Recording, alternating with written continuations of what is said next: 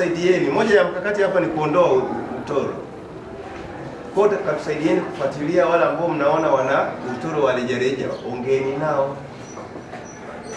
Wengine wanakosa tu mwamko wa elimu, hana kinachomsibu, ila ni kwa sababu amezungukwa na wazazi ambao hawathamini umuhimu wa elimu. Kwa hiyo anaona mimi shule naenda kufanya nini?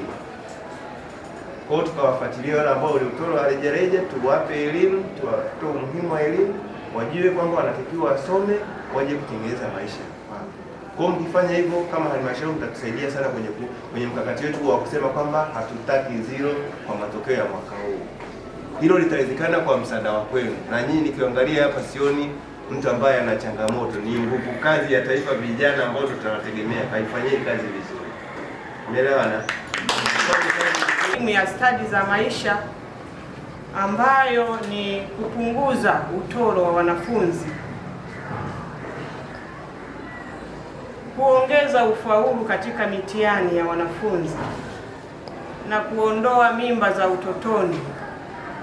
Haya malengo yanaenda sawa na mpango mkakati wa halmashauri yetu ya manispaa ya Kibaha. Tumejipanga na tumeshaanza kutekeleza kuhakikisha tunainua ufaulu katika shule zetu. Na mwaka jana 2025 tumepunguza sana daraja 0 katika mitihani yote ya taifa.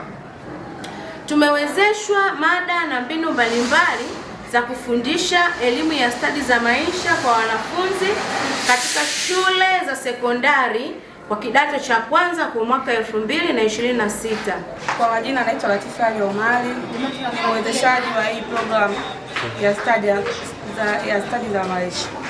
Mimi kama mimi nitahakikisha na kushirikiana na wawezeshaji wenzangu wanafunzi hawatakuwa na utoro, hakutakuwa na mahudhurio mabaya shuleni, tutapunguza mimba za utotoni. Pia tutahakikisha kutakuwa na ufaulu mkubwa katika manispaa yetu ya Kibaha.